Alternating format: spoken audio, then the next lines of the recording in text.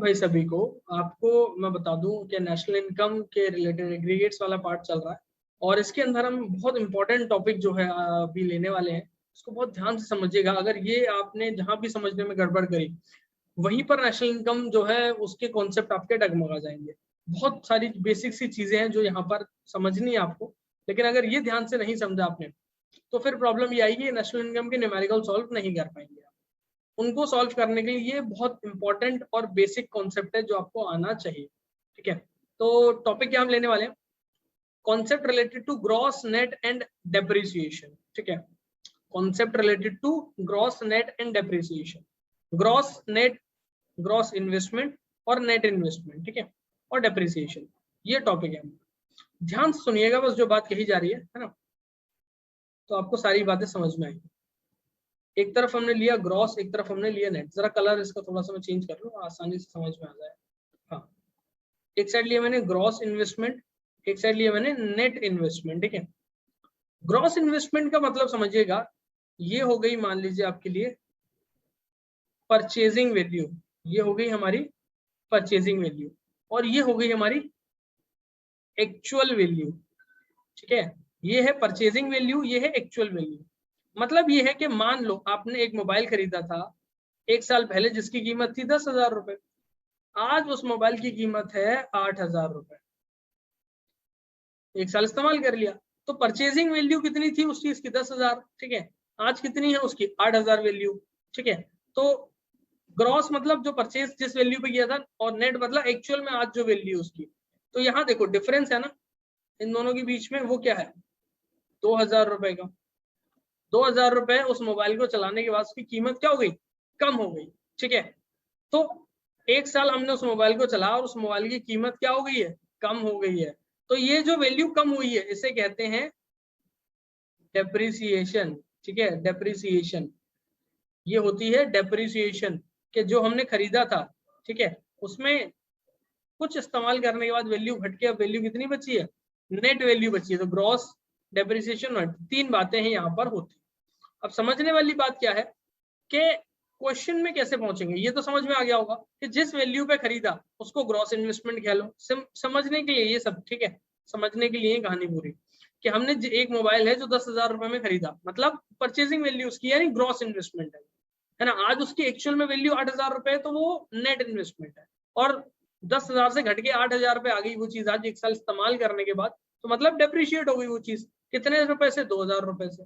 ठीक है, तो अब समझने वाली बात यह है कि क्वेश्चन में हमें चलना है, कैसे चलना है, कि जब हमें कहा जाएगा कि हमें ग्रॉस की वैल्यू दी है और नेट की वैल्यू पर जाना है।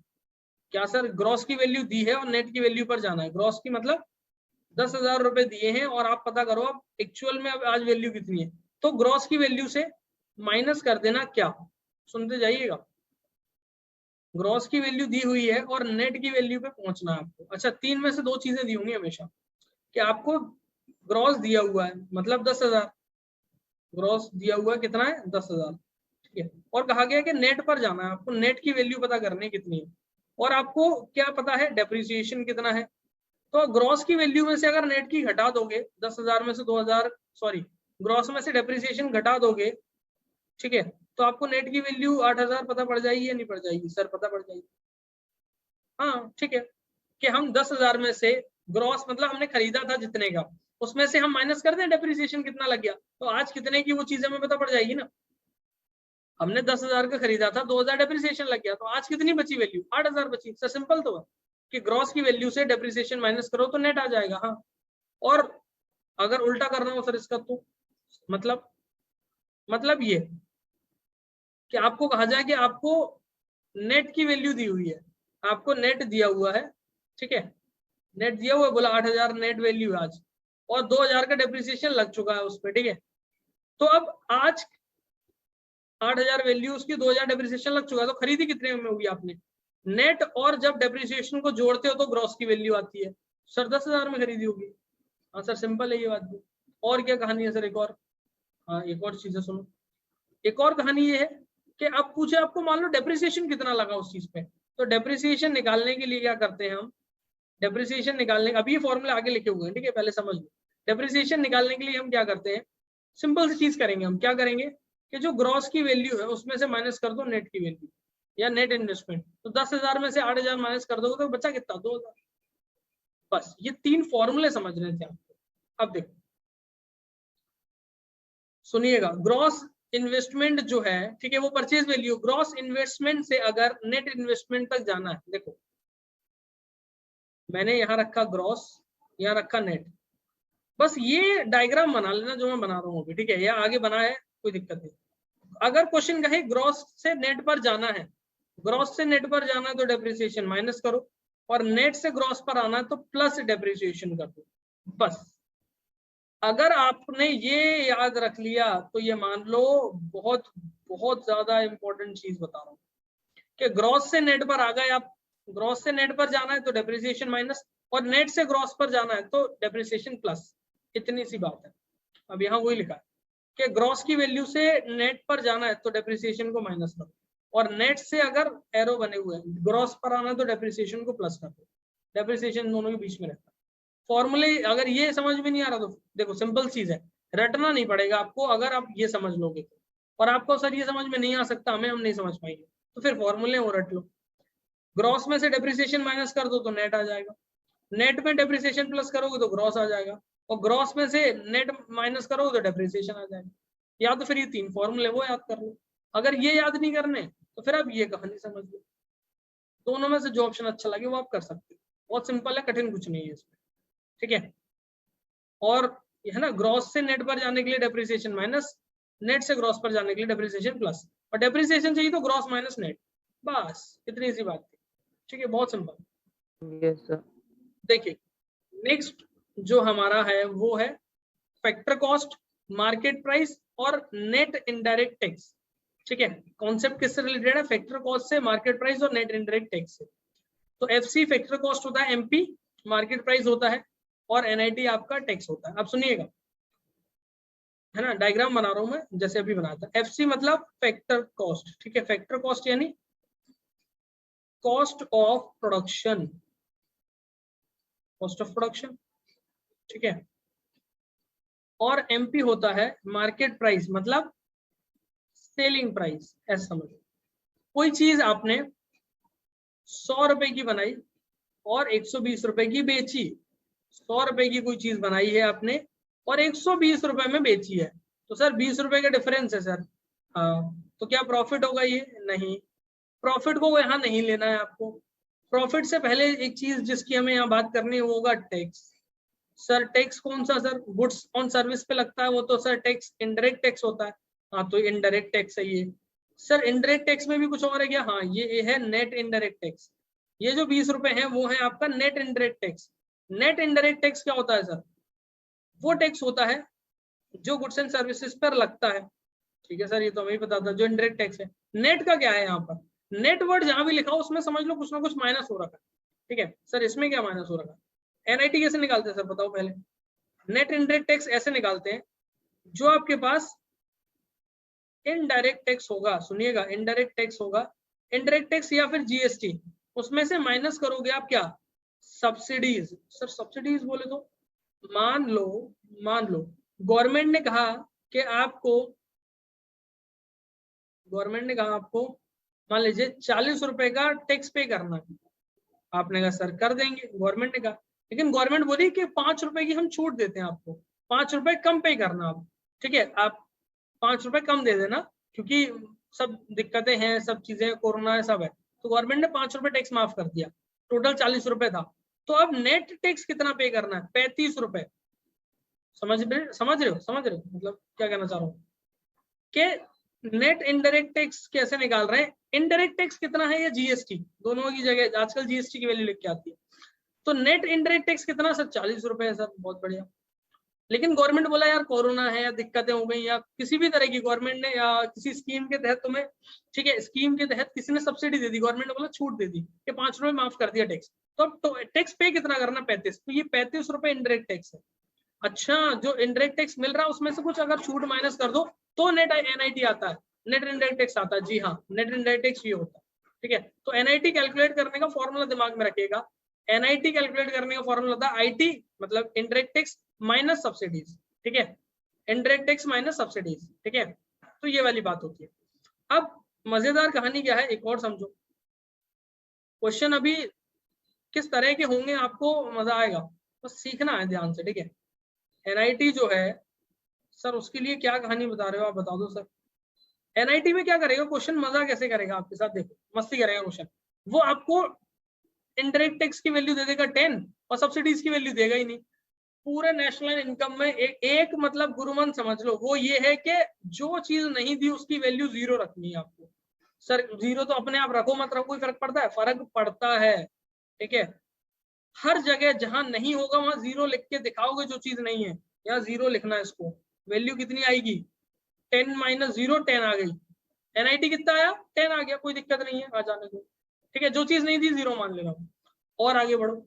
अगर सर कहानी ये हो कि इसमें चेंज हो जाए, एक सेकेंड देखो, अब समझना कहने का क्या मतलब है, आगे बढ़ रहे हैं हम।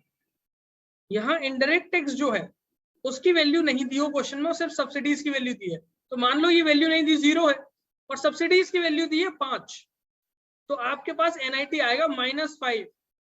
ये वैल्यू क्या आएगी आपके पास, -5। सर इसलिए 0 रखना इंपॉर्टेंट है। क्वेश्चन में 99% स्टूडेंट यही गलती करते हैं, 99% स्टूडेंट यही करते हैं। वो क्या करते हैं, देखते हैं सब्सिडीज दिया है, ठीक है, सब्सिडीज की वैल्यू एनआईटी हो। अरे सर यहाँ देखो ना, 0 - 5 = -5 होता है, तो इसलिए 0 रखना पड़ेगा हमें। ये गलती बहुत होती है, मतलब बहुत होती है। आप 100 क्वेश्चन करोगे ना, आप 99 क्वेश्चन में ये गलती करोगे, ठीक है, ये मान के चलो, है ना। तो एनआईटी कैलकुलेट कैसे करेंगे, जो वैल्यूज दी हैं उसको रखो, जो नहीं दी उसको 0 मानो, कैलकुलेट करो। तो ये हो गया। अब आगे चलते हैं। ये तो एनआईटी पे प्रवचन हो गया ना। एनआईटी से बाहर आ जाओ, एफसी और एमपी पे आ जाओ जरा। एफसी और एमपी पे आ जाओ, आ जाते हैं सर।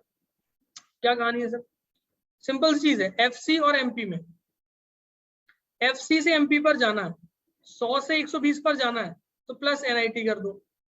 एफसी कितना है, 100, 20 जोड़ दिया अगर आपने इसमें तो 120 हो गया। एमपी, हाँ सर, एमपी 120 है, एफसी पर आना है, माइनस एनआईटी कर दो। 120 में से 20 घटाओ तो 100 आ जाएगा, ठीक है, ऐसे चलेगा ये। और अगर एनआईटी निकालना है तो आप एमपी माइनस एफसी भी कर सकते हो, तो भी तो आएगा, ऐसे भी आ सकता है, ठीक है। तो 3 तरीके हो गए, ठीक है। एक तो ये तरीका हो गया, दूसरा ये हो गया, और तीसरा जो मैंने एनआईटी कैलकुलेट करने का बताया, आईटी माइनस सब्सिडीज, ये तरीका हो गया। पूरा ध्यान रखना है इसको, हर एक चीज को एकदम ऐसे समझ रहे हो, दिमाग और खून के अंदर जाना चाहिए, डीएनए में चली जाए, इतना समझना है आपको। तो फैक्टर कॉस्ट है आपके पास, कॉस्ट ऑफ प्रोडक्शन है। अगर इससे एनआईटी से आपको एमपी मार्केट प्राइस पर, सॉरी एफसी से अगर मार्केट प्राइस पर जाना है तो प्लस करो एनआईटी, और एमपी से अगर एफसी पर आना है तो माइनस करो एनआईटी, नेट टैक्स को। ये है मतलब मूल मंत्र क्या है कि एफसी से एमपी पर आने के लिए क्या करना है, एफसी से एमपी पर आना है तो प्लस एनआईटी, और एफसी से एमपी से एफसी पर जाना है तो माइनस एनआईटी। बस ये कहाँ माइनस कहाँ प्लस है, ये याद कर लो, सब कहानी खत्म। अब एनआईटी कैलकुलेट कैसे की थी, देखो ये तरीका है एनआईटी कैलकुलेट करने का, आईटी माइनस सब्सिडीज। और बाकी के फॉर्मूले क्या है, नीचे देखो। एमपी में से एनआईटी घटाओगे एफसी आएगा, एक एमपी में से एनआईटी घटाओगे तो एफसी आएगा, मतलब यहाँ पहुंच जाओगे। और एफसी में एनआईटी ऐड करो, एफसी में एनआईटी ऐड करोगे तो एमपी पर आ जाओगे, और एमपी एफसी माइनस कर दो एनआईटी आ गया। ये वाले मतलब ये सारे फॉर्मूले मैंने ऊपर भी समझा दिया आपको, लेकिन ध्यान रखना, ठीक है, ये कहने का मतलब था। तो हर एक चीज एकदम तरीके से समझो, और उसके बाद इसको कम से कम 1-2 बार लिखना, रिवाइज करना, कौन सा फॉर्मूला कैसे बन रहा। मैं रटवा दूं फॉर्मूले भी 2 मिनट लगेंगे आपको, रट के भूल जाओगे। इसलिए कॉन्सेप्ट समझाया मैंने पूरा टाइम देके, समझ रहे हो कि कहानी कहाँ से शुरू हो रही कहाँ खत्म हो रही है, पूरा एकदम समझ रहे हो, इसलिए ये किया है, ठीक है। आई होप आपको ये समझ में आया हो। देखिए हम इससे पहले 2 कॉन्सेप्ट जो है हमारे वो कर चुके हैं, आपको याद होगा। कौन कौन से कॉन्सेप्ट है जरा मैं एक बार बता देता हूँ आपको।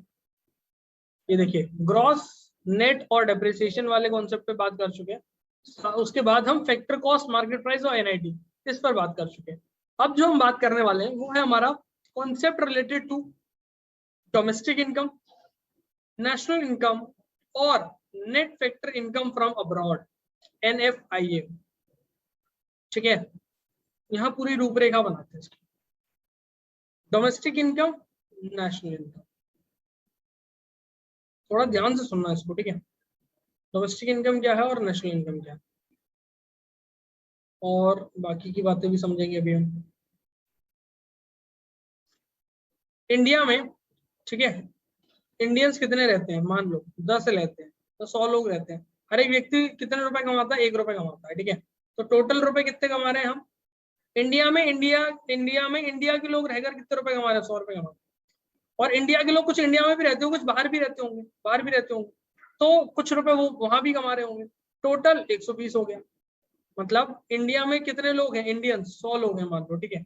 और 20 इंडियंस जो है वो बाहर की कंट्रीज में रहते हैं, तो 1-1 रुपए वो भी कमाते हैं। तो जब हम इंडिया में जितने लोग रह रहे हैं हमारे, उनकी इनकम का टोटल करें तो डोमेस्टिक इनकम होगी। और जब हम जितना इंडिया में कमा रहे हैं इंडियंस, और प्लस बाहर की कंट्रीज में भी इंडियंस कमा रहे हैं, तो उसको भी हम अगर जोड़ लें तो वो 20 रुपए जो है वो, ठीक है, जोड़ने के बाद नेशनल इनकम बन जाता है, ठीक है। देखो कहने का क्या मतलब है कि इनसाइड, ठीक है, कंट्री के अंदर कितने इंडियंस रह रहे हैं, उनकी इनकम का टोटल डोमेस्टिक इनकम, और ये क्या है, नेशनल इनकम, जो कंट्री के अंदर इंडियंस रह रहे हैं प्लस कंट्री के बाहर आउटसाइड रह रहे हैं दूसरी कंट्रीज में जितने इंडियंस रह रहे हैं, उन सबकी इनकम का टोटल वो नेशनल इनकम। तो ये 20 रुपए को सर नाम क्या दिया जाता है, इसको नाम दिया जाता है NFIA, net factor income from abroad, ठीक है, net factor income from abroad. ठीक है सर, बहुत बढ़िया चीज है ये 20 रुपए। सर इसके पीछे कुछ कहानी है, बहुत बड़ी कहानी है, सुनो। अब जरा इसको हम ध्यान से समझेंगे, ठीक है। क्या कहा जा रहा है, NFIA कैलकुलेट करने का एक फंडा होता है, ठीक है। वो क्या होता है, net factor income from abroad minus net factor income to abroad. कहीं आपको net factor income from abroad और कहीं आपको net factor income to abroad, ठीक है, ये लिखा मिल सकता है बहुत आराम से, ठीक है। और नेट की जगह कई बार फैक्टर मिल जाएगा, ठीक है, कोई दिक्कत नहीं। मान लो अब ये होता क्या है, इसका मतलब समझिएगा। Net factor income from abroad, ये फ्रॉम अब्रॉड लिखा है, ठीक है। शॉर्ट में इसको कहते हैं फ्रॉम -2। NFIA का फॉर्मूला होता है NFIA is equals to from -2, ठीक है। मतलब ध्यान देना कि बस एक बार ध्यान से सुनोगे ना समझ में आएगा। जितने इंडियंस बाहर की कंट्रीज में रहते हैं और वो कुछ रुपया कमाते हैं, वो इंडिया में अगर आप देखो तो कितने 20 रुपए कमा रहे हैं। Net factor income from abroad, विदेशों में इंडियंस रहकर कितना इंडिया लेकर आ रहे हैं, रुपया 20 रुपए लेके आ रहे हैं मान लो। Net factor income from abroad से कितनी इनकम आ रही है इंडियंस के द्वारा, 20 रुपए, या उनकी इनकम। तो कुछ फॉरेनर्स इंडिया में भी काम करते होंगे, तो वो भी तो अपने घर इनकम ले जाएंगे। कहने का क्या मतलब है, वो भी तो अपने घर इनकम ले जाएंगे, तो उसको मैनेज करना पड़ेगा इसमें से। जितने, फिर से सुनो, जितने लोग इंडियंस हैं और वो कहाँ काम कर रहे हैं, विदेशों में, तो विदेशी कंपनीज उनको पैसा दे रही है, तो वो factor income from abroad. India में फैक्टर इनकम कहाँ से, अब्रॉड से आ रही है, तो वो 20 रुपए। और जो इंडियंस, ठीक है, इंडिया में जो फॉरेनर्स रहते हैं उनको भी तो हम पेमेंट करते होंगे, वो इंडिया में काम कर रहे हैं, तो उनको जो पैसा देंगे वो अपने घर ले जाएंगे, तो वो माइनस कर दो इसमें से। Net factor income to abroad, जो हमने अब्रॉड को पेमेंट किया वो माइनस, और जो अब्रॉड से आया वो पहले लिख लो। जो अब्रॉड से आया इनकम वो 20 रुपए है, ठीक है, और जो हमने अब्रॉड को दिया वो माइनस कर दो 5 रुपए, तो NFI कितना आ गया, 15 रुपए, ठीक है। ऐसे निकालते हैं इसको, या इसको मान लो 25, इसको मान लो 5, तो ये आ गया 20 रुपए, ठीक है। इसमें ये 20 रुपए होगा। अच्छा सर ऐसा है इसके पीछे, हाँ, ये फॉर्मूला बहुत ध्यान से समझ के चलो, ठीक है, ठीक है। बाकी आपको कैलकुलेट क्या करना, ये क्वेश्चन में दिया होगा कि फैक्टर इनकम फ्रॉम अब्रॉड कितनी है, टू अब्रॉड कितनी है, सब क्वेश्चन में दिया होगा, ठीक है। आपको तो बस फॉर्मूले में पुट करना है और कुछ नहीं करना होगा आपको, ठीक है, फॉर्मूले में पुट करना होगा। सर और भी क्या सीन है इसके, जीरो का सीन है, ठीक है, कि मान लो कई बार क्या होता है, और इसी वाले केस में खेलेगा वो आपसे, इसी वाले में, NIT वाले में तो कम खेलेगा, इस वाले में ज्यादा खेलेगा, कि अगर ये 25 दिया है, ठीक है, तो ये दिया नहीं होगा, मान लो नेट फैक्टर इनकम कितना दिया, 25, ये दिया नहीं है, तो NFI कितना आ गया, 25। लेकिन मान लो ये दिया नहीं है, ये जीरो हो गया, और इसको आप मानोगे कितना, 25, तो NFI कितना आएगा, माइनस का 25, 0 - 25 इज इक्वल्स टू ये -25 आ गया, ठीक है। ये कहने का मतलब, तो क्वेश्चन क्या करेगा, धीरे से, net factor income to abroad, जब भी देखोगे ना तो ये फ्रॉम और टू एकदम 6 बार नजर घुमा के देखना, कम से कम टू दिया है फ्रॉम दिया है। Net factor income from abroad तो कोई दिक्कत नहीं। Net factor income to abroad है तो उसको घूर घूर के देखो, घूर घूर के, टू अब्रॉड दिया है ना, तो यहाँ क्वेश्चन में net factor income to abroad दिया -25 या -50 दिया तो वो प्लस में 50 हो जाएगी, ठीक है। और जिस भी वैल्यू में दी होगी उसकी उससे कन्वर्ट होकर प्लस का माइनस, माइनस का प्लस हो जाएगा। यहाँ जैसे 25 दिया था तो यहाँ आप देखोगे -25 हो जाएगा। जीरो में से यहाँ पूरा कैलकुलेट करके दिखाना होगा आपको, ठीक है। ऐसे लिख दो NFI is equal to from -2, from में वैल्यू रखो 0, 2 में वैल्यू रखो जितना दिया है, ठीक है। मैं एक बार बता देता हूँ आपको इसको और अच्छे से। -25 आ जाएगा अगर, क्या कह रहा हूँ मैं, ये दिया नहीं है और ये दिया 25 तो ये आ गया -25। लेकिन अगर मान लो क्वेश्चन में ये factor income to abroad already 25 दिया तो माइनस माइनस प्लस हो गए, ये प्लस का 25 हो जाएगा फिर, ठीक है। शून्य की बड़ी महत्व है, ठीक है। आपको पता है जीरो जो है दुनिया में सबसे पहली बार कहाँ पाया गया था? ग्वालियर का जो फोर्ट है उस पर चतुर्भुज टेम्पल है, ठीक है। चतुर्भुज टेम्पल है, ठीक है। उस टेम्पल की जो चौखट होती है ऊपर की, जो है ना, जो गेट के ऊपर जो चौखट रहती है, उस चौखट पे लिखा हुआ पाया गया सबसे पहले, ठीक है। सबसे पहला लिखा हुआ पाया गया और सबसे पहले खोज किसी ने नहीं की इसकी, ठीक है। किसी ने कहा, किसने की, ये तो है ही नहीं गई। ये सबसे पहला कहाँ पाया गया इसको, जीरो को? ग्वालियर शहर में फोर्ट है, ठीक है, वहां पर चतुर्भुज टेम्पल पे। और सबसे पहले इसको इस्तेमाल किसने किया? इसको किया था आर्यभट्ट जी ने, ठीक है।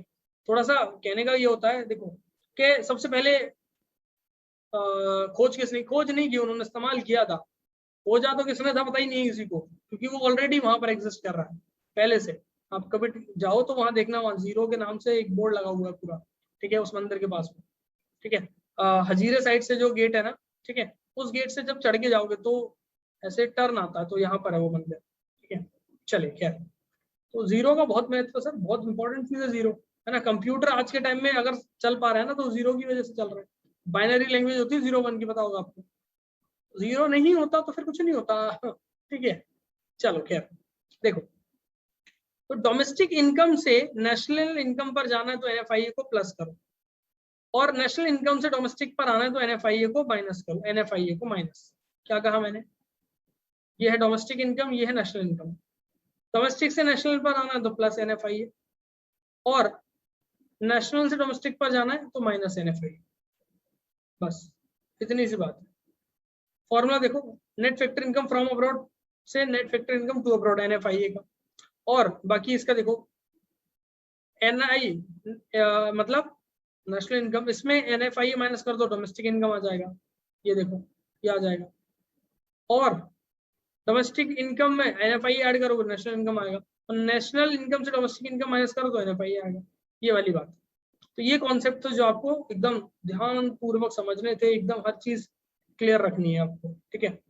बहुत जरूरी बातें हैं, इनको आप जितना ज्यादा अच्छे समझ लोगे उतना ज्यादा आसान हो जाएंगे आपके लिए सवाल करना, क्योंकि कन्वर्ट करने आएगा आपको। क्वेश्चन में आपको डोमेस्टिक दिया होगा, नेशनल कैलकुलेट करने बोलेगा, नेशनल दिया होगा, डोमेस्टिक कैलकुलेट करने बोलेगा, और जरूरत पड़ेगी NFIA की कैलकुलेशन में, तो ये चीज आना बहुत जरूरी है, ठीक है। जितने भी मेथड्स यूज करोगे ना उन सबका बेसिक आएगी, ठीक है। हर मेथड में इस्तेमाल होंगे ये, हर मेथड में, ठीक है। ये कन्वर्जन में बहुत हेल्प करेंगे आप। चले, ये समझ में आ गया होगा।